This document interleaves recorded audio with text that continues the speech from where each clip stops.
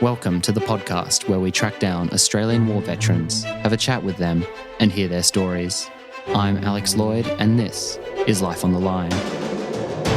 They were building positions in there for a fight. If anything happened to us, by the time anyone got to us, I think it was chaos. The weather was so bad there would be nobody left. Boots full of blood. And the next thing I hear was alarms, screaming. Were very, very slick. The soldiers didn't want to go into the ambushes, so they'd send the kids in first. So he was sent in first into an ambush and he got shot in the stomach. It was very hard for me, very hard for my family. And the plane burst. Proud of the crew, proud of what I've achieved and what I'm doing. The volunteer for service was in effect to put your life on the line. For today's bonus episode, Angus Hordern spoke with David Buckwalter. David is a veteran of the Vietnam War, but today's conversation was about the Battle of Wau in World War II. It's a piece of history that David has investigated with great passion. He's interviewed veterans of that action and trekked through the battlegrounds in New Guinea.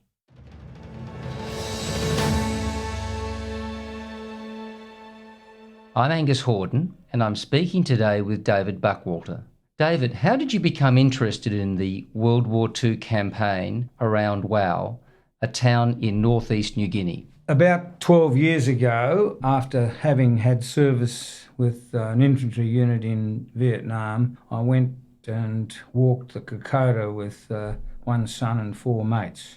This was quite an emotional trip for me. I could put myself into the position of those soldiers of the days back beyond. So after we finished this walk, I had thought I should like to go back to New Guinea and do another walk involving a military campaign. And after some research, I discovered the Black Cat Track. Reading about that, I found it difficult to reconcile why Kokoda had so much press and nobody knew anything about Wau.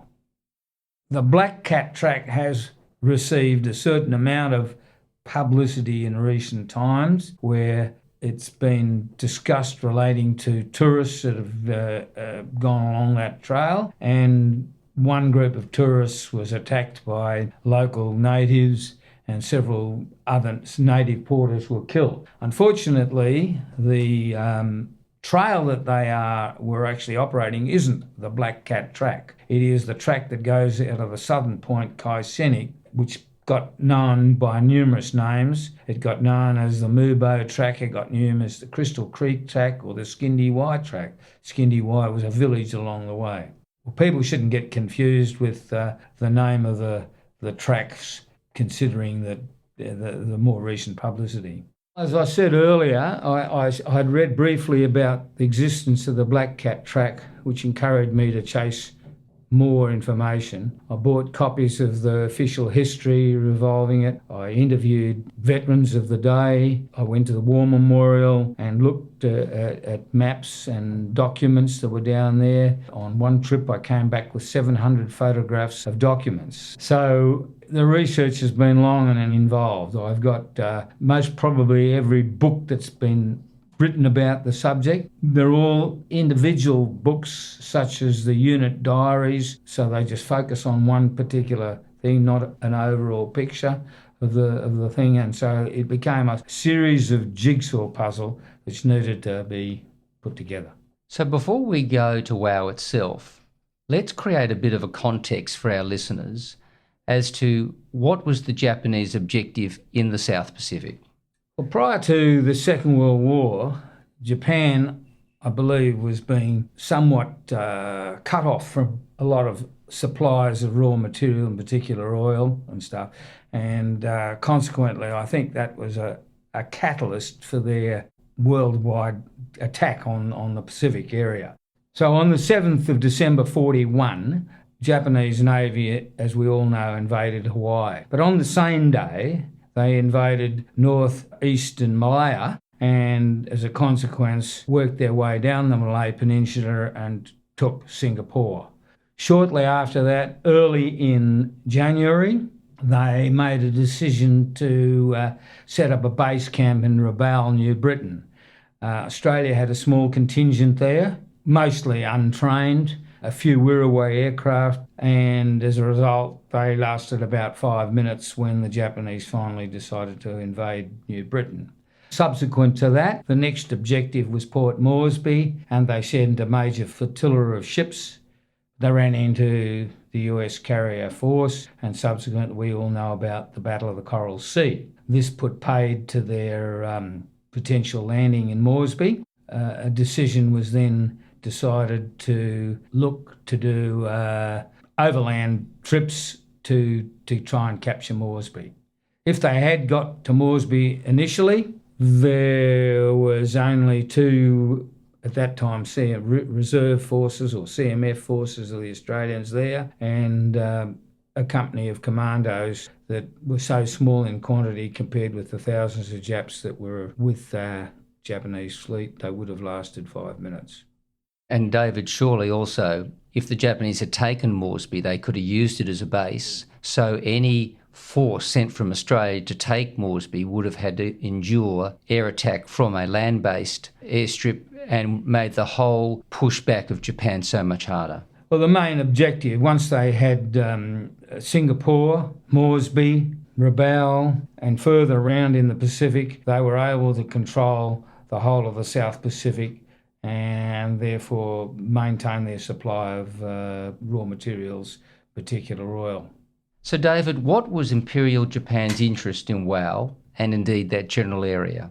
The Japanese had taken Salamaua and Lae as the land base for their step-off of any invasion of New Guinea and across to Port Moresby. Wau had an airport at it and a small contingent of Australian troops. It was the way that the Australian troops could be reinforced, and by taking Wau, it protected the Japanese rear, mainly at Lae and Salamaua, from land attack by Australian forces. And indeed, to help our listeners with a time clock here, we had the Milne Bay operation around August, September 42. Kokoda was July to November 42. And Wau, which we're talking about today, was only literally a month or so afterwards in January 43. So these events are all flowing onto each other. January 43 was the culmination of an attack by the Japanese, but not really the start of things, because Australian troops were there from May 42 prior to Kokoda. The other feature about Wau was that there's a track that was created by Australian Army engineers called the Bulldog Track, which heads down towards Moresby. By using that track, they would be able to get through to Moresby. So there was a reason to protect their back by keeping Wau because of the air support, but also that once they had Wau, they could actually send people down the Bulldog Track. So there was a back door. A back door, yeah. Can you tell us the geography of Wau? People are familiar with where Kokoda is, but where is Wau? Wau is about 75 kilometres southwest of Lae as the crow flies. To give you a bit of an understanding of the geography of the area, we have the town, which is in the Bololo Valley, which is a river called the Bololo, and there are two major towns there, Bololo and Wau, which both have airstrips.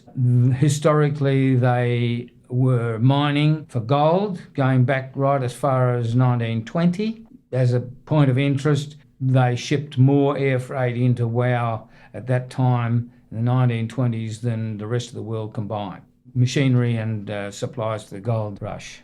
So, David, I can see how you can fly into this airstrip at Wau, but to get there other than via air, how long would it take to walk from Moresby to Wau along this track? A couple of weeks. Okay, and from the other side of New Guinea, how long would it take to access Wau, the northern side? Oh, well, about 10 days. 8 to 10 days, yeah. So a similar thing to Kokoda, obviously based on the level of resistance, but the same arduous terrain of the hills and valleys. Much more difficult, really, because Kokoda connected Port Moresby with Boona and Gona on the coast. There were quite a number of major villages between the 2 points basically, and a fairly major trail had been created over the ridge lines, which became known as the Kokoda Trail or track, whichever you want to refer to it as. David, having been an infantryman in the jungles in Vietnam, you could really relate to these jungles in New Guinea. Can you explain to our listeners how rugged and fierce that terrain was to fight in?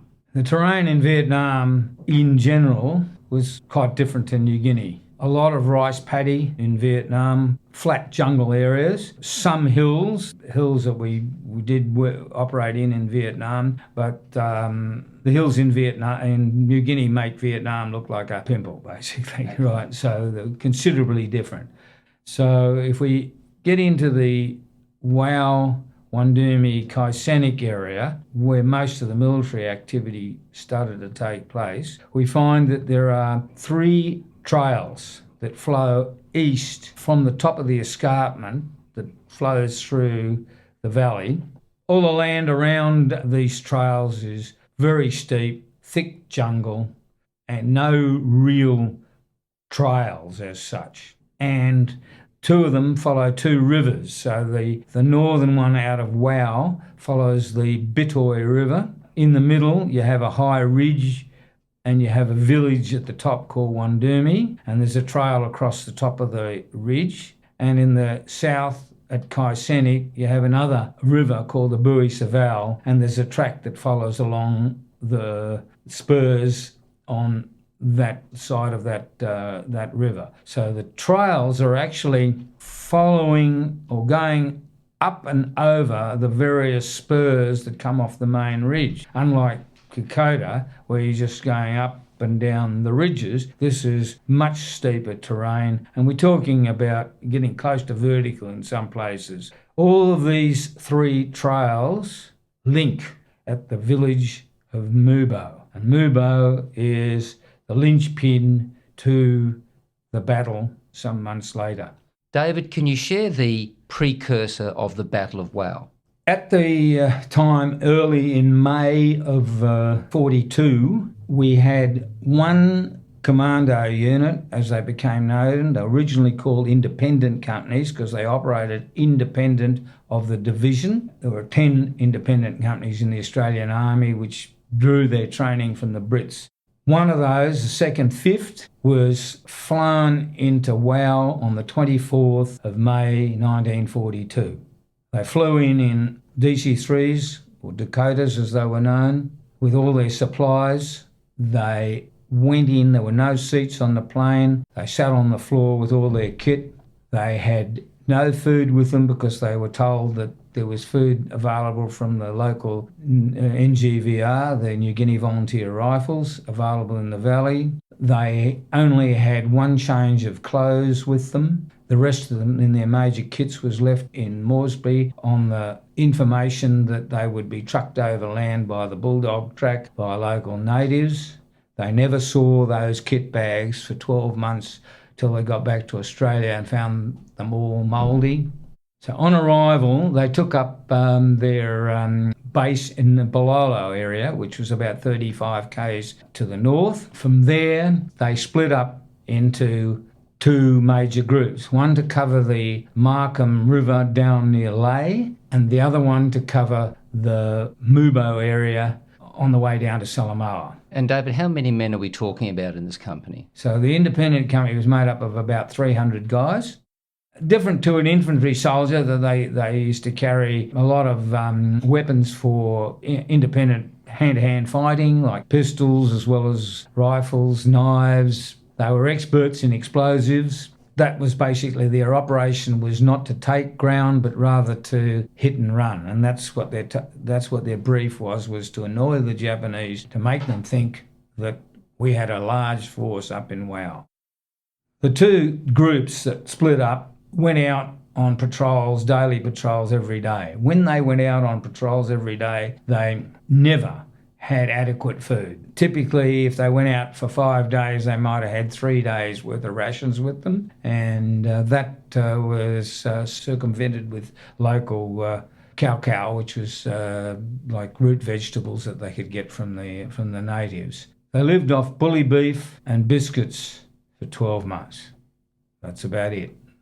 It was already noted that within the first few weeks, the local RAP, the Regimental Aid Post, was already full with guys suffering from malaria, dengue fever, and having tropical sores, and they'd only been there a few weeks. So, David, what does that do to the effectiveness of this fighting force? Within a short time, only about 40% to 50% of the total command was fit for service. And they were continuously going out on patrol with malaria and other problems. But these guys were tough little kids. So, and David, are they being resupplied via the airstrip with any goods at all? Unfortunately, the US Air Force at that point in time was not particularly established in Moresby, and it wasn't too many months later when what they had were being used on the Kokoda. And so rarely did they get any resupply from Moresby. So they just had to live off what they had. So we've got very difficult circumstances prevailing to a small unit who is running at half strength and given a massive job to do. Yep, and so they continued this patrolling effort for the first month in the Markham area and in the Mubo area, having small contacts with the Japanese. But then at the end of June, it was decided to do a raid on two locations. One was at Heath's Plantation, which was just out of Lae. It was the forward post of the Japanese. They had an artillery battery there, and that protected the back end of Lae directly. And then the other operation was at Salamaua. So Salamaua was a small village on the coast about 35 kilometres south of Lae, and it was a little peninsula that used to flow out or run out into the bay, most probably half a kilometre. And there was an airstrip there, which the Japanese were using, along with their airstrip at Lae. Communications tower there, and a raid was planned to hit these two places more or less simultaneously. So on the 27th of June 42, the group that was sitting up at Mubo split up into 7 parties, each with a specific task. Recce's had been done over multiple days where they knew where every Japanese soldier was, what every building was, and where they were going to go. Each group and each soldier knew exactly what he was going to do. So these groups are like section size, and are they working with the New Guinea Rifles? Or? Yes. So the New Guinea Volunteer Rifles were very knowledgeable of the area. They had little military training, but they knew the real estate backwards. They didn't need a map. So these are locals, yeah? They're locals. In every section, there would be several NGVR guys doing the guiding. They also looked after the carriers, the local native carriers, who often worked for them in a previous civilian life. Every patrol always had locals carrying the gear. And their motivation was to help repel a foreign invader and their hatred for the Japanese. Yeah, except that it was mixed. There were groups of natives that were on our side, and there were groups that were on the Japanese side. I might point out that sometimes the Japanese made it impossible for the local tribes not to cooperate with them for fear of taking retribution on their families. That's it, exactly, yeah. So at about 3 a.m. on the 29th of June, 7 groups of soldiers hit their various rendezvous targets. Unfortunately, everybody was in position, and one group came across a sentry guard who was at his post about 2 minutes before the kick-off time and decided he needed to walk across the street to have a pee. And when he walked across the street to have a piece, he got faced straight with one of our commandos.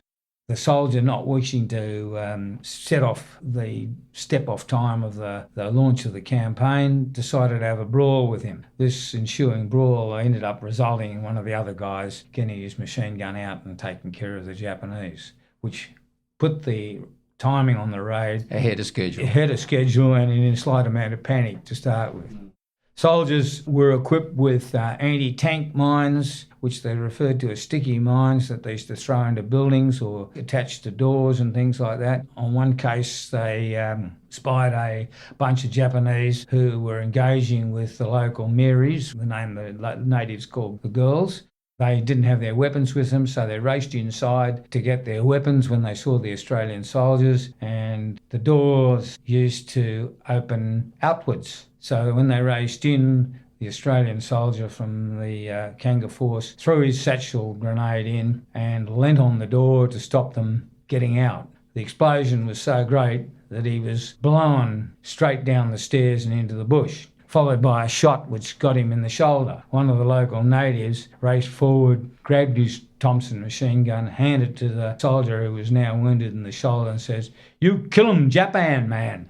And so this situation with different groups attacking different parts of the compound continued on over the next few hours. They had a mortar group that was just getting into position, and even though the timing was somewhat set off a couple of minutes early, they managed to have their mortar engaging the peninsula where most of the Japanese were in 15 seconds, and they lobbed 36 rounds onto the Japanese. That's some fire rate. Very successfully. So without going into a lot more detail about that raid, towards the back end of it, there was a bridge that needed to be blown, which was going to allow the Japanese to follow them out of the area. They blew this bridge. They had pre-arranged to meet the medic there. So they were waiting there for this medic, and a bunch of soldiers came down the road. There was some discussion, and then they said, "Who are the two guys in the back there?" And they yelled out to the two guys in the back who didn't answer. And after several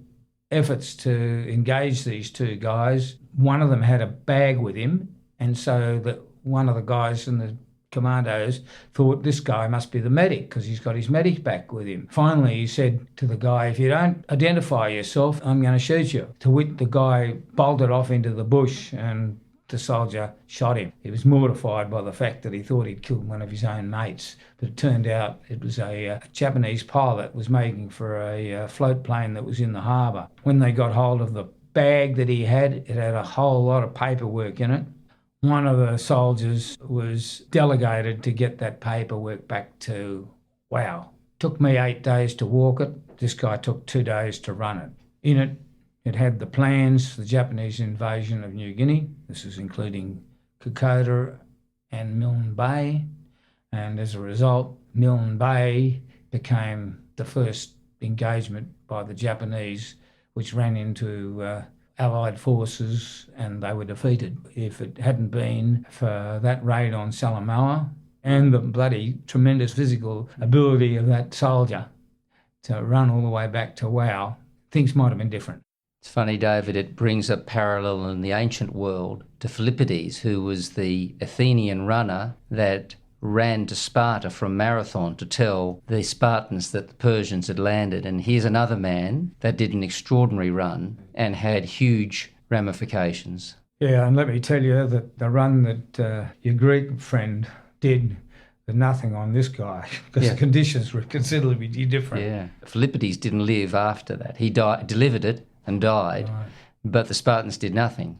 Whilst, as you're saying, that they acted on this timely information, which was most critical. How fortuitous, really. These guys had a tough trip. They hadn't had a meal for 2 days. They had to get themselves back to Wau. When I did my subsequent trip many years later, I took 10 hours and arrived in Salamaua under head torch in the dark. So these guys were awesome. And of course, this timing is the same timing that the Kokoda fighting's happening. So the Japanese are now challenged over here, and we'll never know how much of a distraction this raid actually was in diverting relief to Kokoda.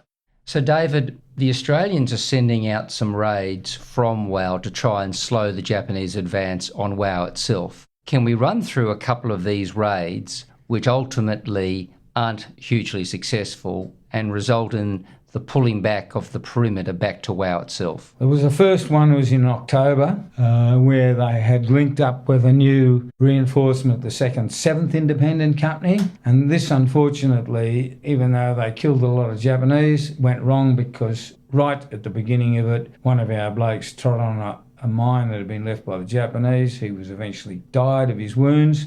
And they had the commanding officer, Lieutenant Colonel Flay, with them. He was delegated to be an observer, but decided to take over in the middle of things and called a retreat. And Captain Winning, who was in charge, tried to counter that, but eventually they had to retreat because there was utter confusion that was going on. Subsequently, with more patrolling around the area, and they managed to control the Japanese in Mubo, keep them tied down in Mubo. Early in January, another major raid was attempted, where they had 3 groups of troops, one on one side of the river at Mubo, a ridge called Vickers Ridge, and the other side where they had this hill called Observation Hill and another hill called Matmat. So they had 3 groups in these particular geographic area around Mubo where they had objective to get to. They left Guinea about midnight on the 9th. It took them the best part of 2 to 3 days to get to their respective positions. Norman Winning was supposed to fire off the signal to engage at a specific time. Unfortunately, he couldn't get to his location at Matmat on time. The conditions of the hills around there were so steep that guys were holding onto a tree and putting their arm out to pull up the next guy up. Things were so steep, and to try and get a weapon like the Vickers machine gun up there was next to impossible. The result was that the battle took place. It was engaged late by about an hour. It was reasonably successful. They did manage to kill a lot of Japanese that were down in the valley floor there, but they were unable to retake Mubo. Gradually retreated back to Guinea, and a lot of them back to Wau. Australian forces at that time knew about the 2 trails that I mentioned. I mentioned there were 3 trails. They knew about the 2. The one that followed the 2 rivers, the Bui-Saval in the south and the Bitoy in the north. Why they didn't know about the trail that went over the top of the ridge, which finished at the village of Wandumi, is still a mystery, considering that the village is substantial, 500 or so people living there. It was their natural route across the hills down to Mubo, and why the Australian command never explored it or knew what was going on, I don't know. But over the ensuing days after the raid on Mubo, Japanese were sighted in various places heading up towards Wau and in and around a place called House Copper. House Copper was on the northern route, the Bitoy River, and it was originally a location where people who used to bring cargo in from Salamaua up to Wau, they used to have to change carriers at that point because it was a change of ownership, if you like, of the tribal ownership of the area. So they used to swap there, and that became a drop-off point. And what seemed to have happened is the Japanese had found the way through, which went from Wandumi down to Mubo, which left nearby this House Copper. So it exposed the flank and they could hit us from the rear. And indeed, similar circumstances happened in the Kokoda campaign. On the 14th of January, we get the 1st of the 17th Brigade, the 2nd 6th Battalion, flying into Wau. I think the next day they managed to get in a company of the 2nd 5th, and then the weather closed in, and for the next 10 days, planes would come in and have to turn around and go back. They just couldn't get anybody on the ground. All these troops were sent off to the 2 tracks that we knew about to try and block any Japanese invasion up those 2 tracks. Finally, 2 days before the battle on the 28th, the 26th, Brigadier Motton, who had now placed in charge of the Kanga force, sent a company of 2nd 6 blokes across from a place called Ballams, which was sort of halfway along that southern track, and they marched 40 hours to Wandumi village. At midnight that night, the phone rang at Ballums, and Lieutenant St John, who was in command of one of the platoons of the 2nd 5th Independent, he took the call from headquarters, and the message just said, Japanese expected attack at Wandumi. Leave immediately and defend. So they were told they were expecting about 300 Japanese that were on the track, and lights had been seen along the top of the ridge. On the morning of the 27th, the 2nd 6 guys had arrived. They were an understrength company, so a full-strength company was about 100 guys. When they got the reinforcements from the 2nd 5th Independent Company, it made up about a full-strength company of about 100 guys.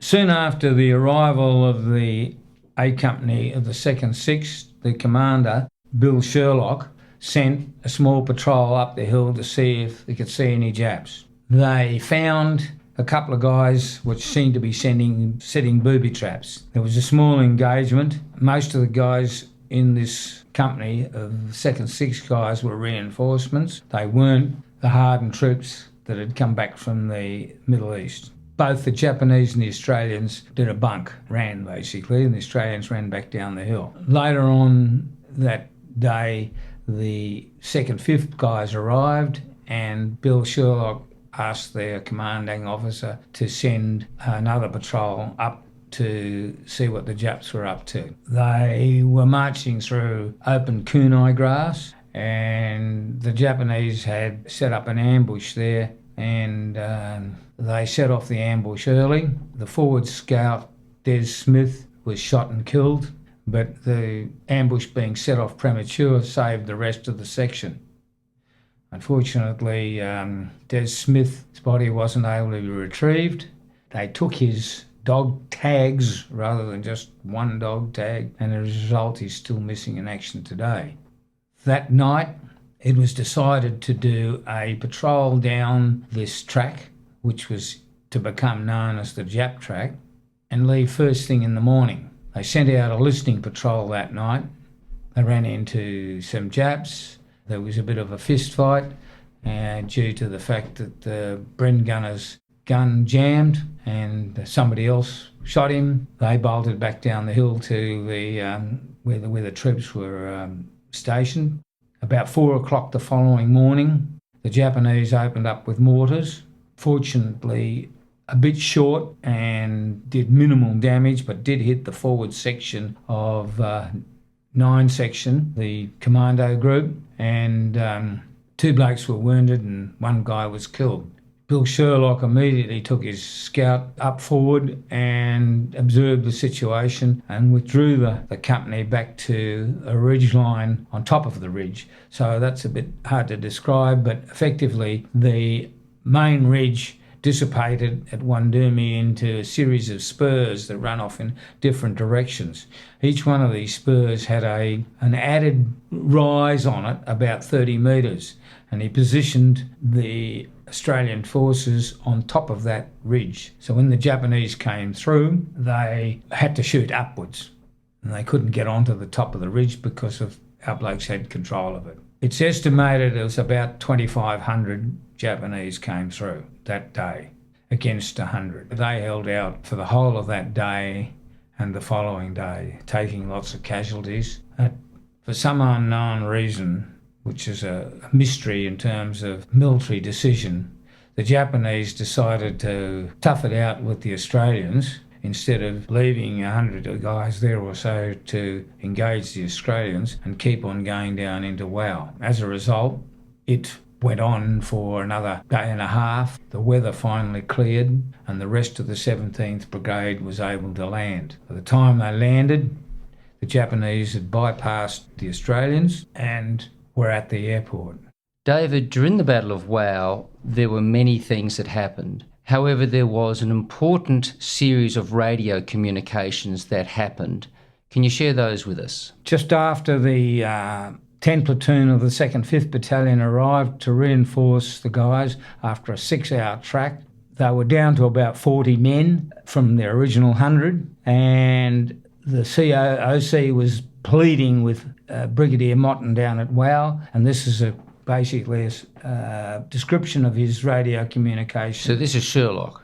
This is Bill Sherlock, yeah. At 14:45 hours, he says, badly need water and men soon. 10 minutes later, he says, we're cut off and look like being overrun. At 15:10, things very hot. Any help sent may be too late. 9 platoon overrun and countering now. With the new reinforcements and the 2nd 5th Independent Company, he led a bayonet charge and recaptured the 9 platoon section. 15:50 Sherlock, little ammo, no mortars, 40 men left. 1700, game on again, more Japs coming over the hill. 1800, Captain Sherlock, last message, don't think it'll be long now. Close up in front and flank about 50 yards. Sorry. Yeah. Very sad. And what happened to Sherlock? And Sherlock, they withdrew down the hill, and there's an old log bridge down there, just a log that they used to cross, the natives used to cross, and Sherlock and a couple of guys got over there. Alan Smith, who was the runner for Bill Sherlock, was on the bridge when the machine guns opened up, and they took out one of the guns, machine gunners, but the other one got Sherlock. Alan Smith fell in the creek and was picked up by some other guys later on.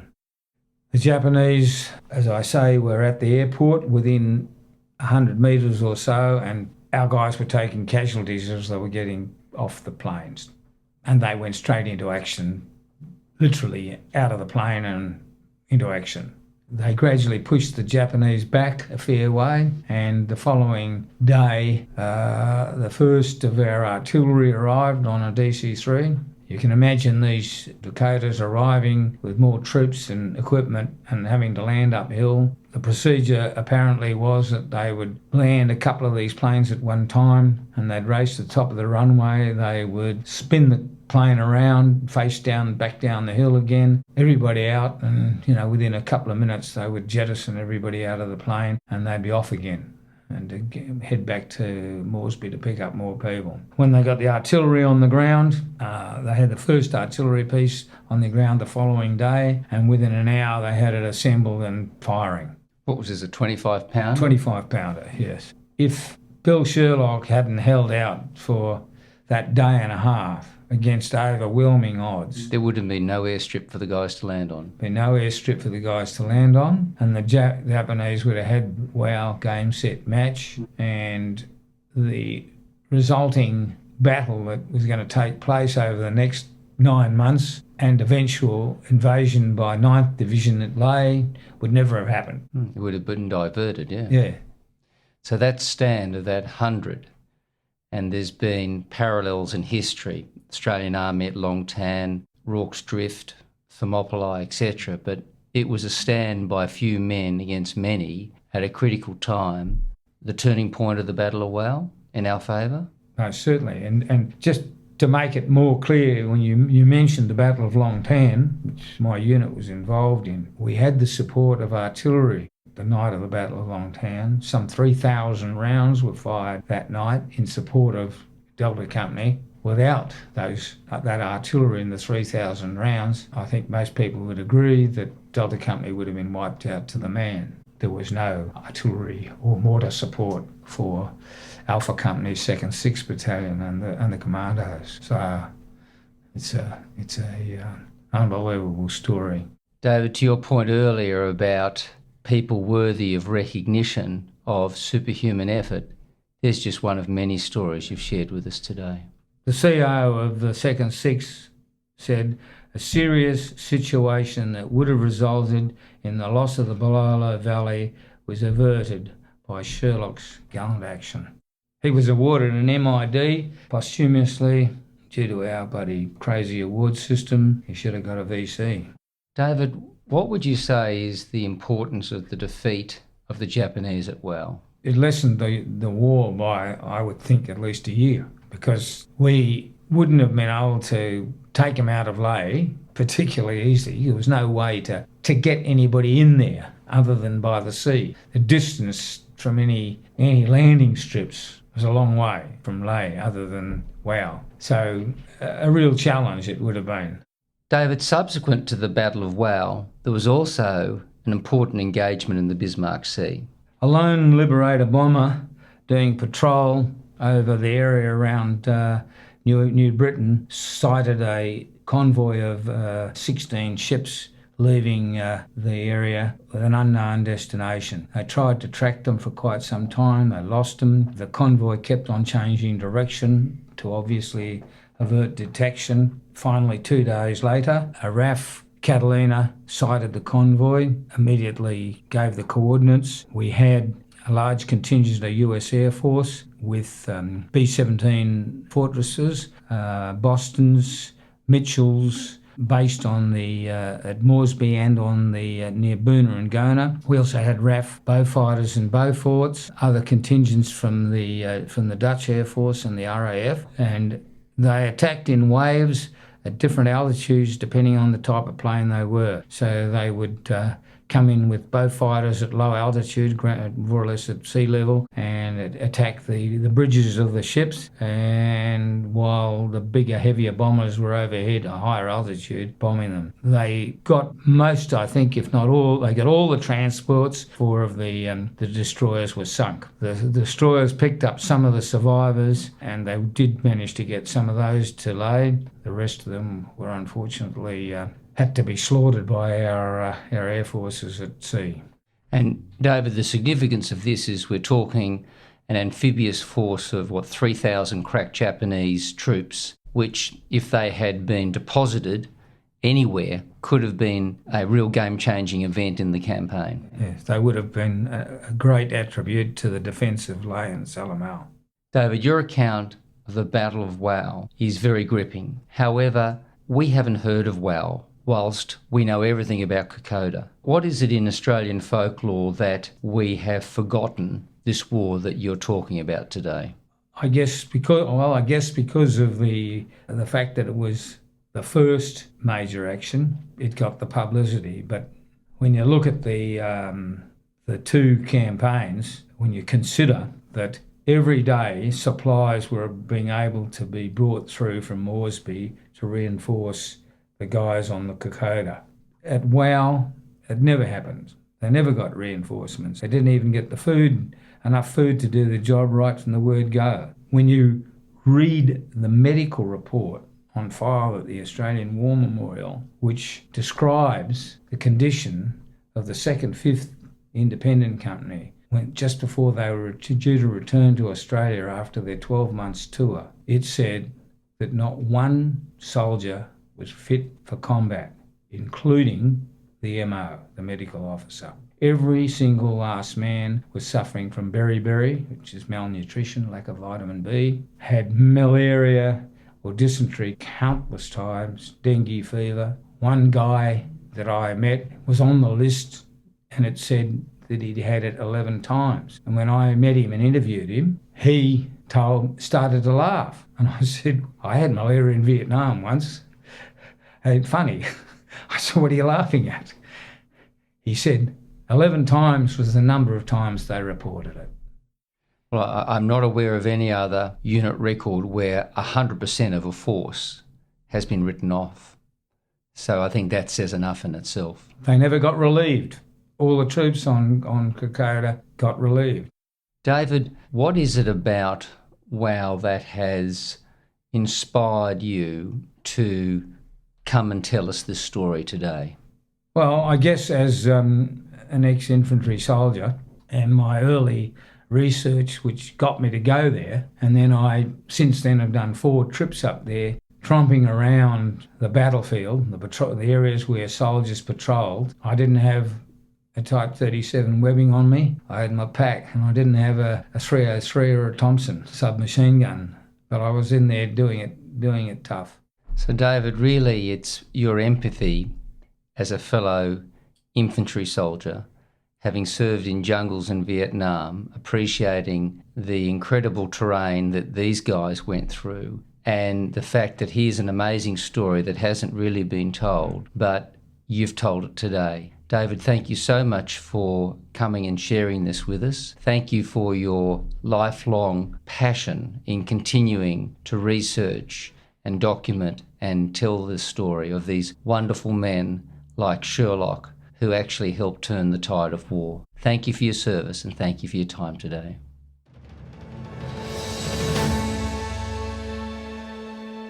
That was Angus Hordern speaking with David Buckwalter.